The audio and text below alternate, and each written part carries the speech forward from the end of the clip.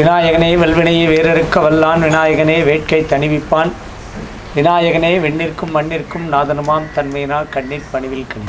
அன்புக்கும் ஆற்றலுக்கும் அறிவில் சிறந்த அன்பர்களுக்கும் இந்த வரக்கூடிய குரு பெயர்ச்சி அப்படின்னு சொல்லக்கூடிய இந்த குரு பெயர்ச்சியானது நவக்கிரகங்களிலே வரக்கூடிய தேவகுரு, பிரகஸ்பதி, வியாழன் அப்படின்னு சொல்லக்கூடிய குரு பகவான். இந்த குருவானப்பட்டவர் மண்ணில் நீடு போகத்தை நல்கும் இறையவன். இந்த குரு பகவான் இப்பொழுது வரக்கூடிய சித்திரை மாதம் 18ஆம் நாள் 1/5/2024 அன்று மேஷராசியிலே இதுவரை இருந்த குரு ரிஷபராசிக்கு இடம் பெயர்கிறார். 14/5/2025 வரை இந்த ஒரு வருட காலகட்டம் ஸ்திர ராசியான ரிஷபராசிக்கு வந்து கிருத்திகை நட்சத்திரம், அதன் பிறகு 10ஆம் மாதத்தில் வக்கரகதியாகவும், ரோகிணி நட்சத்திரத்திலும், அதற்கு பிறகு வக்கர நிவர்த்தியாகி, அதாவது அடுத்த வருடம் பிப்ரவரி மாதம் 2025 அன்றுதான் வக்கர நிவர்த்தியாகி, அதன் பிறகு 14/5/2025 வரை இந்த குரு பகவான் ரிஷபராசிங்கிற இடம் திரராசி. ஜென்ம ஜாதகத்திலே திரராசியாக சொல்லக்கூடிய ரிஷபம், சிம்மம், விருச்சிகம், கும்பம், இந்த ராசி கட்டத்திலே அவரவர்களுடைய ஜென்ம ஜாதகத்திலே இந்த ராசி கட்டத்திலே குரு பகவான் இருந்தால் அதற்கு குரு வளையம் என்று பெயர். ஸ்திரராசி உபயராசிக்கு அதிபதியானவர் ஸ்திரராசியிலே இருந்தால் அது விரயம். உபயத்துக்கு திறம் விரயராசி, விரயஸ்தானம். ஆனால் இந்த குரு பகவான் ரிஷபராசியிலே சுக்கிரனுடைய வீடு, அந்த இடத்துல குரு வளையமாக, நான் சொன்ன மாதிரி திரராசிகளிலே குரு இருந்து பிறந்தவர்கள், அந்த பிறந்த ஜாதகத்திலே திரராசியிலே குரு இருக்க பெற்றவர்கள் வாழ்க்கையிலே மிகவும் உயர்வான, அதாவது வளர வளர பிறக்கும்போது எப்படி குழந்தையாக பிறந்து எப்படி வளர்ந்து அது ஒரு 40 வயது வரை நம்மளுடைய வளர்ச்சி இருக்கோ, அந்த போல் ஒரு குறிப்பிட்ட காலங்களுக்கு பிறகு அது வளர்ச்சியை கொடுக்கக்கூடிய திறத்தன்மை கொடுக்கக்கூடிய குரு, தேவகுரு பிரகஸ்பதி. அனைவருக்கும் நல்ல விஷயங்களை போதிக்கக்கூடியவரும் நல்ல செயல்களை செய்வதற்கு உண்டான சுபக்கிரகங்களும் சுபக்கிரகமானவர் புனர்பூசம், விசாகம், பூரட்டாதி நட்சத்திரத்துக்கு அதிபதி. இவருடைய திசையானது ஜாதகத்திலே 16 வருடங்கள் இருக்கப்பட்டவர்கள். மேற்சொன்ன நட்சத்திரத்திலே பிறந்தவர்கள் குரு திசையிலே பிறக்கக்கூடியவர்கள். அப்போ சுபதிசையிலே பிறந்தால் எவ்வளோ மனநிலை கலக்கம் இருந்தாலும் அந்த மனநிலை கலக்கமானது, மனநிலையானது ஆரம்பத்தில் கொஞ்சம் சஞ்சலமாக இருந்து அதற்கு பிறகு ஒரு நல்ல நிலையை, நல்ல எண்ணத்தை, நல்ல செயலை, நல்ல விஷயங்களை செய்யக்கூடியவர்களாக இருப்பார். அப்படியாகப்பட்ட அந்த குரு அவருக்குரிய தானியம் கொண்டைக்கடலை, அவருக்குரிய அதிதேவதை அப்படின்னு சொல்லக்கூடியவர் பிரகஸ்பதி, இந்திர மருத்துவர். அவருக்குரிய தன்மை தட்சிணாமூர்த்தியினுடைய அருள்கடாட்சம் பெற்றவர். குருவே நமக, குணினாம் குருவே நமக அப்படின்னு சொல்லக்கூடிய, குணவத ஸ்ரேஷ்டாய நமக அப்படின்னு சொல்லக்கூடிய தன்மையுடையவர். ஆசிரியர்களுக்கெல்லாம் ஒரு ஸ்தான பலனை கொடுக்கக்கூடிய கிரகம் இது. 12 ராசிக்காரர்களுக்கும் எத்தகைய நிலையை கொடுக்கிறது? குரு ரிஷபத்திலே அமர்ந்து தான பலத்தையும் அதாவது ரிஷப ராசியை புனிதமாக மாற்றுவதும், அவர்களை நல்வழிப்படுத்துவதும், அவர்களுக்கு நல்ல எண்ணம் நல்ல செயல்களை கொடுப்பதும். சுபர் வீட்டிலே சுபக்கிரகம் அமர்கிறார். அசுரகுரு வீட்டிலே தேவகுரு இருக்கார். அசுரகுருவாகப்பட்டவர் சித்தார்த்தமை எழுப்பும் பார்க்கவான் சுக்கராச்சாரி, மிருத சஞ்சீவினி மந்திரங்களுக்கு அதிபதியானவர்.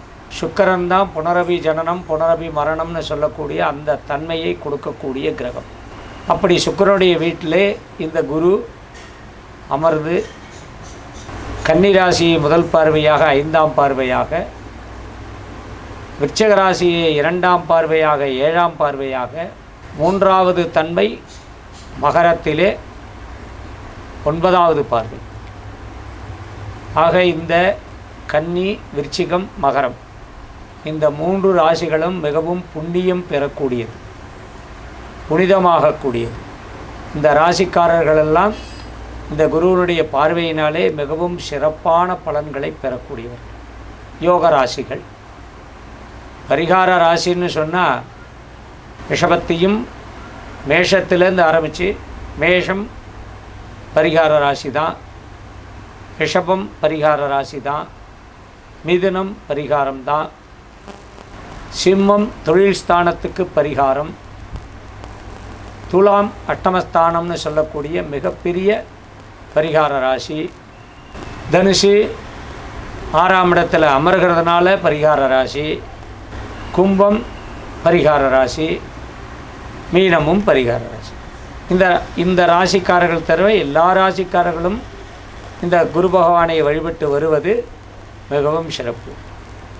போற்றக்கூடிய தெய்வமாக இருக்கக்கூடிய குருவை எப்பொழுதும் போற்றி வணங்கியே தீரணும். அதனால் எந்த ஒரு செயலை செய்யறதுக்கு முன்னாடியும் குரு பிரம்மா குரு விஷ்ணு குருதேவோ மகேஸ்வர குரு சாட்சாத் பரபிரம்மா தஸ்மை ஸ்ரீ குருவே நமக அப்படின்னு சொல்லக்கூடிய அந்த குரு பிரகஸ்பதியவும் குரு தட்சிணாமூர்த்தியையும் தென்திசை நோக்கி இருப்பவனை போற்றி தேசப்பளிங்கின் திறனை போற்றி அப்படின்னு சொல்லக்கூடிய அந்த தமிழ் பாடல் வரிகளை அந்த ஸ்லோகத்தை சொல்லி தட்சிணாமூர்த்தியை வணங்குவதும், வியாழக்கிழமை தோறும் ஷீரடி சாய்பாபா சன்னதிக்கு செல்வதும், குரு ராகவேந்திரரை வழிபடுவதும், மகா பெரியவரை வழிபடுவதும், இங்கேரி சங்கரமட சாரதா பீடம் அந்த சுவாமிகளை வழிபடுவதும், அவரவர்களுக்கு ஏற்ற குருவை, இப்போ விசிறி சாமியார்னு சொல்கிறோம், ரமண மகரிஷி சொல்கிறோம்,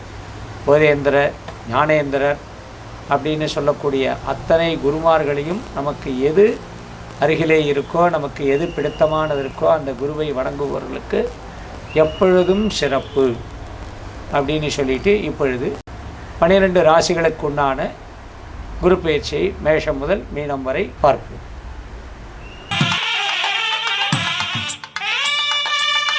சிம்மராசிக்காரர்களே, சிம்ம லக்னக்காரர்களே, இந்த குரு பயிற்சி உங்களுடைய ராசிக்கு 9ஆம் இடத்துலேருந்து 10ஆம் இடத்துக்கு பெயர்ந்து வரார். உங்கள் ராசிக்கு 2ஆம் இடத்தை பார்க்குறார், சிறப்பான இடம். உங்கள் ராசிக்கு 4ஆம் இடத்தை பார்க்குறார், அதுவும் ஒரு சிறப்பு கேந்திரம். உங்கள் ராசிக்கு 6ஆம் இடத்தை பார்க்குறார், 7வது பார்வையாக எதிரிகளை துவம்சம் செய்யக்கூடிய காலம். பொதுவாக இந்த ராசிக்கு நேர்மை நியாயம் தர்மம் அதை பற்றிலாம் இந்த ராசி சிந்திக்கிறதெல்லாம் இல்லை. தனக்கு கண்ட்ரோலில் கிடைப்பாங்களா, தன்னுடைய கண்ட்ரோலில் இருப்பாங்களா, நம்மளை திட்டினாலும் பரவாயில்ல, ஆனால் நம்மளை நமக்கு ஒபீடியண்ட்டாக இருப்பாங்களா அப்படிங்கிறத பார்க்குறவங்க தான் இந்த ராசியில் அதிகம் பேர் இருப்பாங்க. குறிப்பாக சொல்லணும்னா ஜோசியம் கூட உங்களுக்கு எல்லாம் நல்லதாகவே சொல்லிட்டா உங்களுக்கு ஒரு சந்தோஷம், நெகட்டிவாக ஒரு வார்த்தை சொன்னாலும் உங்களுக்கு அது கட்டம். அந்த மாதிரி இருக்கக்கூடியது. அதாவது நண்பர்களை வைப்பதும் கட்டம், நண்பர்களை விட்டு விலகுவதும் கட்டம். உங்களை விட புத்திசாலியாக இருந்தால் ஏற்றுக்க வேண்டாம், உங்களோட முட்டாளாக இருந்தால் தள்ளி வைக்க வேண்டாம். அப்படிங்கிற தாக்கம் எண்ணம் இருக்கக்கூடிய இந்த ராசி என்பது. இந்த குரு பயிற்சியில் குழந்தைகளுக்கு படிப்புங்கிறது சாதாரணமாக இருக்கும், அந்த சாதாரணமும் நல்லதாகவே இருக்கும். இது 10ல் வரக்கூடிய குருங்கிறதுனால முதல்ல ஸ்தான பலனுக்கு தொழில் வியாபாரம் உத்தியோகம் எல்லாத்துலேயும் கொஞ்சம் நேர்மறையான விஷயங்கள் கண்டிப்பாக பல நேரங்களில் நடக்கும்.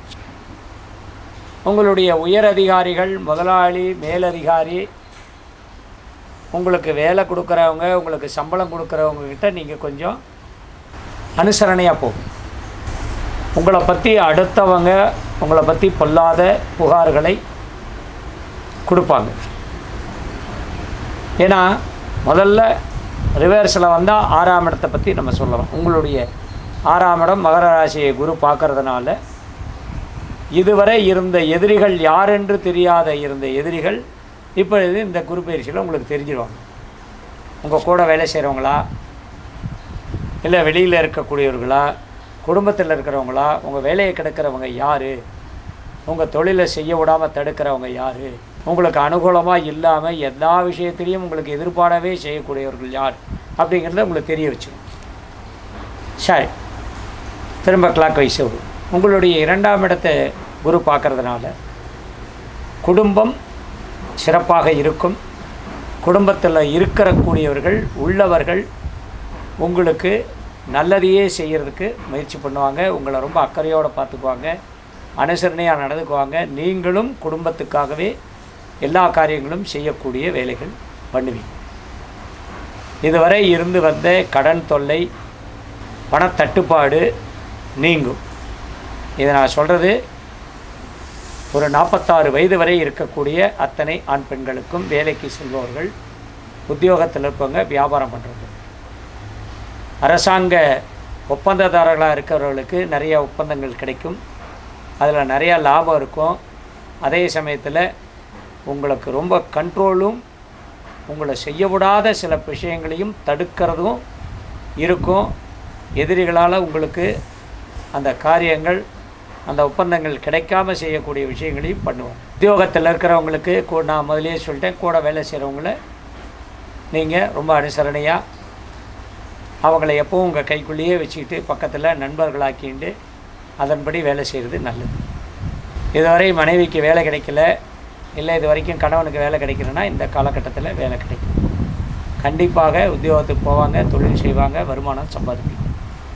எடுத்ததுக்கெல்லாம் கோபப்பட்ட, எதுவுமே வேண்டான்னு ஒதுங்கி இருந்ததெல்லாம் இனிமேல் உங்களுக்கு கொஞ்சம் கொஞ்சமாக நீங்கள் அதில் ஆர்வம் காட்டுவீங்க. 2ஆம் இடத்தை பார்த்தா அந்த 2க்கு 7, அதாவது 8ஆம் இடத்துல ராகு இருக்கிறதுனால வெளிநாட்டில் வேலை செய்பவர்கள் கொஞ்சம் ஜாக்கிரதையாக இருக்கணும். வெளிநாட்டில் வேலை செய்கிற ஆண்கள் திடீர்னு கம்பெனியில்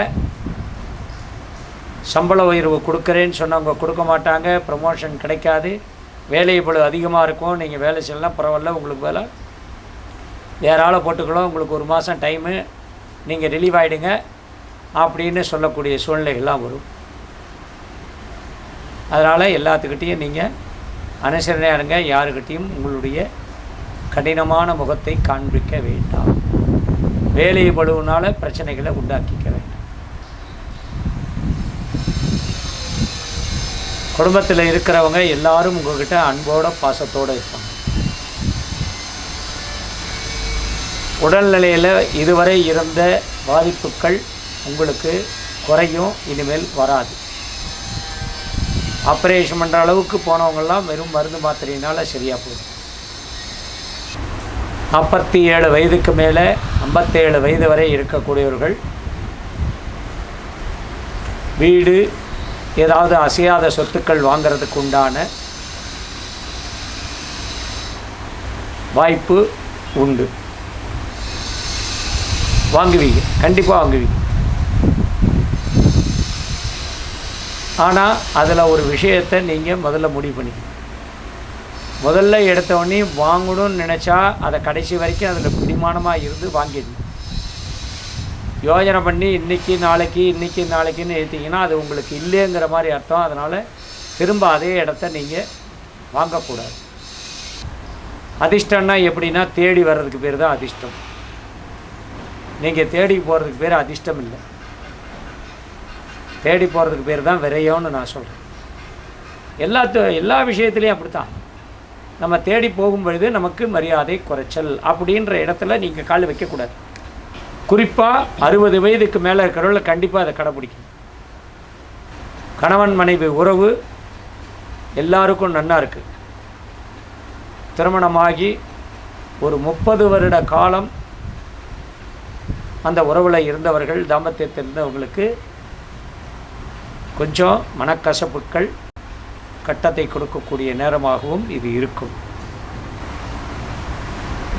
அதையும் நீங்கள் கொஞ்சம் அனுசரித்து போகிறது நல்லது. உடல் ரீதியாக ரொம்ப ஜாக்கிரதையாக இருங்க. எதுவும் கட்டமான நேரம் விஷயம் கிடையாது. இருந்தாலும் எல்லா விஷயத்துலேயும் ஜாக்கிரதையாக இருக்கிறது நல்லதுன்னு முதலே சொல்லிட்டேன். 70 வயசுக்கு மேலே இருக்கிறவங்க, 80 வயசுக்குள்ளே இருக்கிறவங்க எவ்வளோக்கெவ்வளோ ஆன்மீகத்தில் இருக்குமோ அவ்வளோக்கெவ்வளோ நல்லது.